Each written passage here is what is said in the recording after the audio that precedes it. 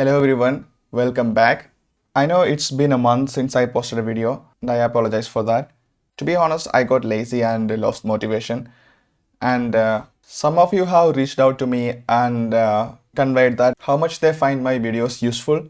And I realized that it's not really about the number of views. So if at least one of you find it like really useful, I think I should keep making them. So here I am.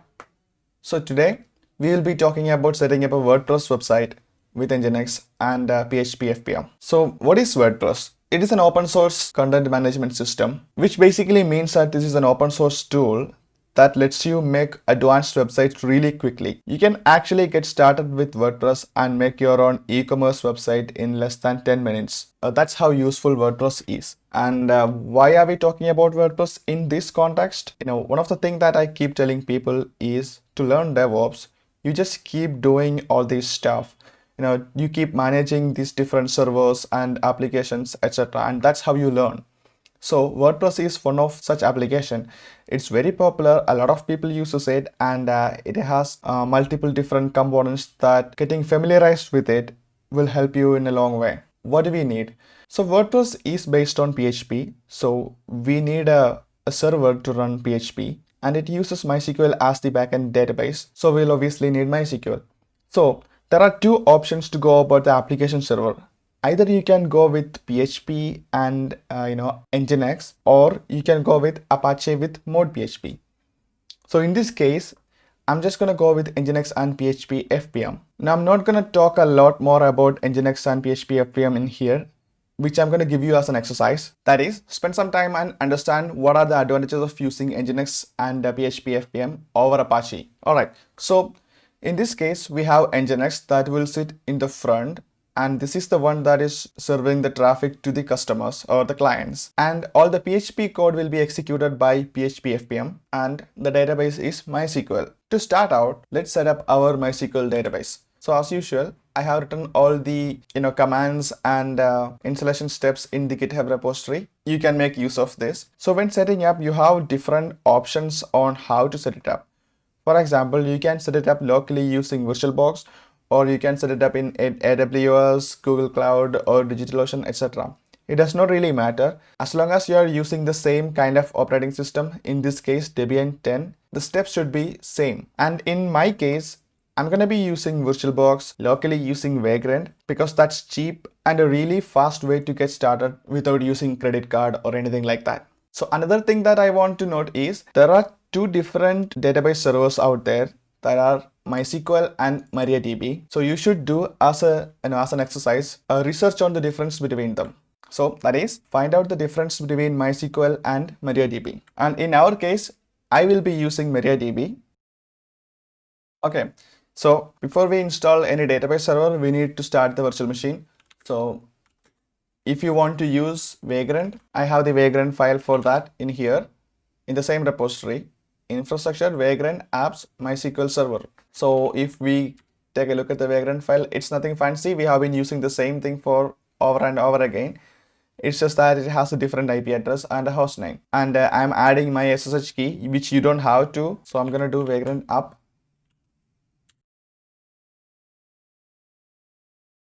Alright, so the VM is up. We can either do Vagrant SSH from the same directory, or because I have already added the SSH key, I can do SSH Vagrant at 192.168.33.20. Alright.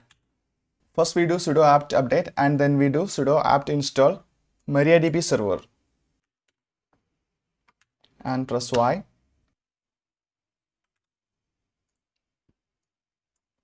Once the installation is done, we just need to run this MySQL secure installation script.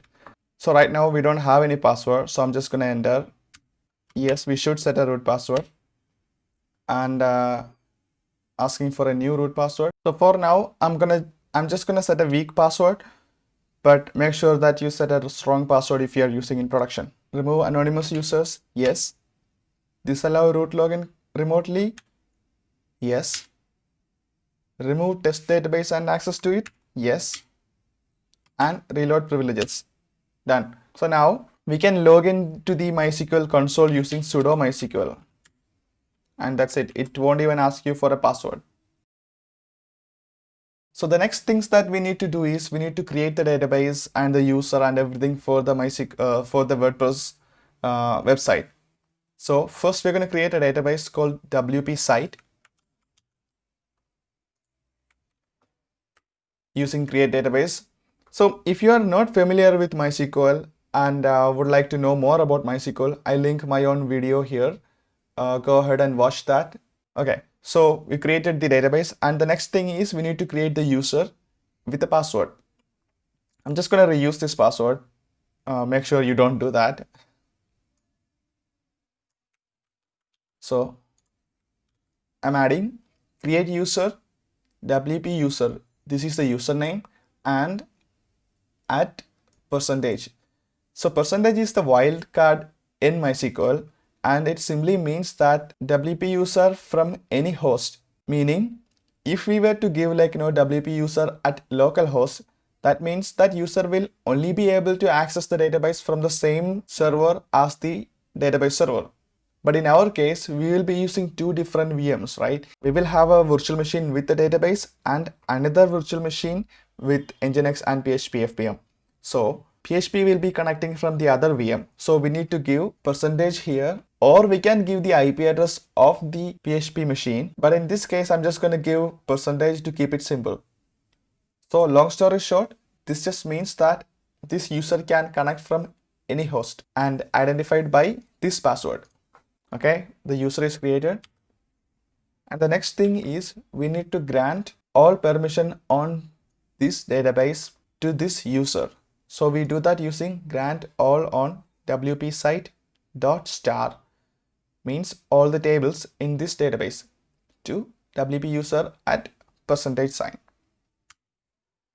and done. So we finished with flush privileges so that all of these changes that we just made is written to the disk. So far so good. So in the next step, we need to make MariaDB listen on all network interfaces. If you are planning to use the same server for MySQL, Nginx and PHP, then you don't need to do that. I'll show you what I mean. So if I do ss-tl, sudo ss-tl, you can see that MySQL is listening on 127.0.0.1, which means I won't be able to access this from outside this server. So if you're not familiar with SS, you can do the same using netstat. Okay.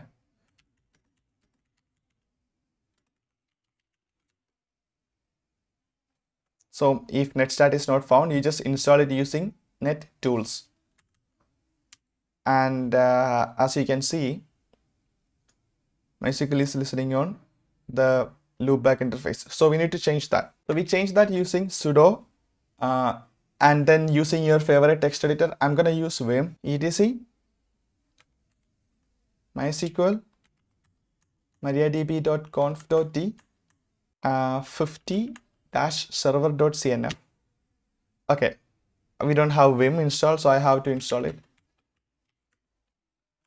So let's do that again. And here you can see that this directive called bind address. So I'm going to change this to 0.0.0.0, which means this will make sure that MySQL is listening on all network interfaces. That means this server will be accessible from the outside of the VM. And an important fact to note here is if you do this on any database server that is in the cloud, and if you do not have proper firewalls rules in place, then that means others on the internet may be able to find your database server and even gain access to it if you are using a very weak password. So be careful of that. All right, so I just updated this bind address and I'm saving it. Systemctl restart MySQL. So if you do sudo -ss, ss-tl, you can see it has been changed to 0.0.0. So now this is my local machine, right? If I do MySQL-h, the IP address of the database server, then -u, the username, and then -p, and I'm gonna copy this password and paste it here. And now I can log in as this user. And if I do show databases, it shows our WP site database. So all good. So the next step is to install PHP FPM and Nginx. There is a simple Vagrant file. It's the same, just have a different IP address and a host name, obviously. So I'm just gonna do Vagrant up. Okay, so the machine is up. SSH Vagrant at 192.168.33.21, or you can simply do Vagrant SSH from the same directory. All right, so we are in the WordPress VM. First thing that we need to do is we need to install GNU-PG2. This will be used to add the GPG key for the package repositories. In addition to that, we'll also need Vim. So the next thing that we need to do is we need to add the GPG key for this repository. Now this is the repository that contains the PHP packages that we want to install. And in this step, we are adding the same key to this path, which you can check here. And once that's done, we do a sudo apt update and install the packages that we need. So now here, you don't really need all the packages, and sometimes you may need more packages. That depends on what kind of site you are building in WordPress and what kind of feature that you want to have. So this is like set of like commonly used packages. So I'm just going to install all of them. Right, so it installed everything. Let's just check the status of the PHP FPM service, and it is running. So the next thing that we need to do is we need to install Nginx. Now, if you are not really familiar with Nginx, I strongly suggest you go ahead and watch the Nginx video. I'll link here.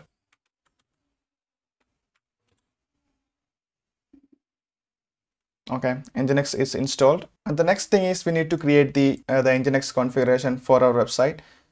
So for our use case, I'm going to be using this name for the website name. So I will do sudo vim, the file name, and then just going to paste this.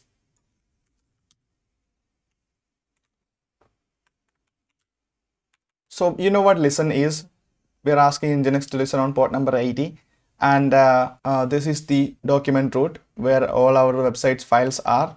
And the next one is the index. You can see that here at the first place, index.php is the first index. That means PHP files have the highest priority. So in a directory, if it sees that there is an index.html and index.php, index.php will be the one that gets executed. And the next one is server name, which is the name of the website. The location directive here saying for any request that doesn't match the other location directives, this is the rule. Try files, $URI. So $URI means the URI part of the another request. That is, if we have like a WordPress.com / something, that / something is the URI part. So this is telling first try the / something as the file itself, and then a directory, and then if none of it works, then just pass it to the /index.php file, which is the index.php file in the root of the WordPress directory, and any arguments that may come with the request. And in here, this expression is to match any request that is ending with .php. And here we are adding some fastCJ related configuration. It has like a fastCJ related environment variables, and as such, you can go ahead and open this file. This would be under etc Nginx snippets fastcj php.conf. As you can see, it has some fastcj related configurations and environment variables. All right, so the next line is fastcj pass to a Unix socket. Okay, so this is new. When we had to pass something to a service, it usually was a proxy pass with a port number. But in this case, this is a Unix socket. So now you should do a research about Unix sockets on your own and figure out how it differs from normal TCP ports. And finally, here we have a location directive, anything that is starting with .ht. This is to avoid any htaccess file that may be in use from getting exposed. For example, if the same website was used with Apache before, and if it had like multiple htaccess files in its directory, Nginx doesn't know about htaccess files. So if someone made a request to .htaccess, that file will get served instead of executing. So here we are adding a rule specifically saying that if any request comes to any htaccess files, just deny it. All right, so once that is done, let's make sure that Nginx configuration is fine, and it is, and restart Nginx. All right, so that's done. So here, this is the domain name, and it should be pointing to the IP address of this WordPress machine, right? Which is 21. So we can easily do this using hosts file. So in this case, I'm using a Mac, so I can edit the etc hosts file. You have to use sudo to edit it, and then add an entry here. So here you can see that I have two entries for the Node.js site and a WordPress site here. So that means any request for this domain will be resolved to this IP address. And in Windows, you can follow this step to edit the host file. So I have already done that. And if I try to visit this, we should get a 404 because we don't have anything in it. We haven't even created the document root. All right, so let's go ahead and create the document root first. Back in the WordPress machine, sudo mkdir, then the var www, the domain name, and let's cd into that. So since we're going to be dealing with this directory for some time, let's change the ownership of this to the Vagrant user itself. Remember, this is temporary. Later, once we are done, we will have to make sure that this directory and the files are owned by the web server itself, which is the www data user. Okay, so for now, let's do sudo chown -r vagrant and then the directory. Okay, so now we can create and modify files without using sudo. So to start with, let's just do create an index.html file. So if you open this, you should see the hello, obviously. So I'm just going to delete that. So now we need to verify that our nginx/php fpm setup works. So what we can do is we can have a simple PHP file. Here, I'm just going to copy paste this. So if you open info.php, it's a simple PHP file that has a single function, that is PHP info. So this function will display all the information about the PHP server in this server. So if I go back to the browser and do info.php, you can see all the information here. So now this means our nginx/php fpm setup is working fine. If it doesn't, it will probably download this file. Then you may want to go back and check your nginx configuration to make sure that you have done everything correctly. Now that we are sure that it is working, let's go ahead and remove this file. It is important that you remove this info.php because otherwise anyone visiting your website with this URL, they will be able to see a lot more information about your web server and they can use that to attack you. Like for example, they can see that you are using a module that is outdated and has a vulnerability against it, and they can use that to exploit your server. So make sure that you remove this. All right, so the next thing that we need to do is we need to download the WordPress site itself. We can use wget to do that. As you can see, it downloaded latest.tar.gz.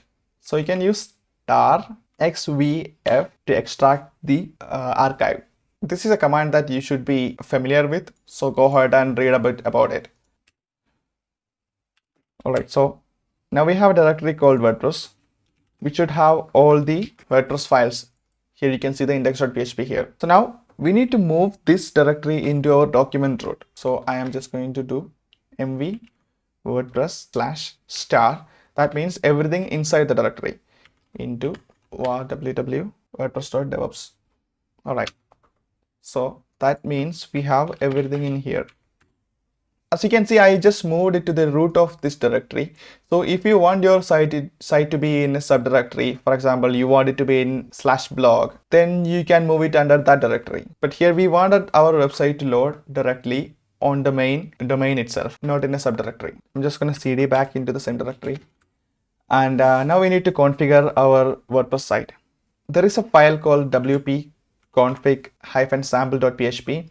We need to copy that into wp config.php. So this wp config.php is the file that WordPress uses to store all the configuration files, including the database, username, password, things like that. So let's go ahead and edit it and see what it looks like.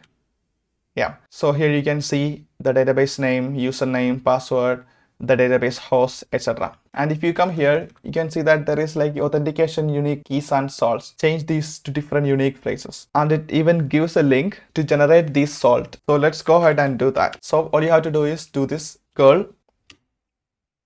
All right, so This is important. Make sure that you generate your own salt using this link, using this URL, and make sure that you don't share it with anyone. And make sure that you don't just use the same one I'm using. So I'm just gonna copy this and I'm gonna edit the WP config. And I'm just gonna paste it here.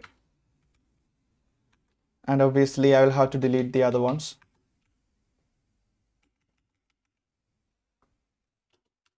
Save that and then go back to the beginning of the file, and now we need to change our database name, username and password, etc. So the database name that we created was WP site, and the username was WP user, and the password was this one,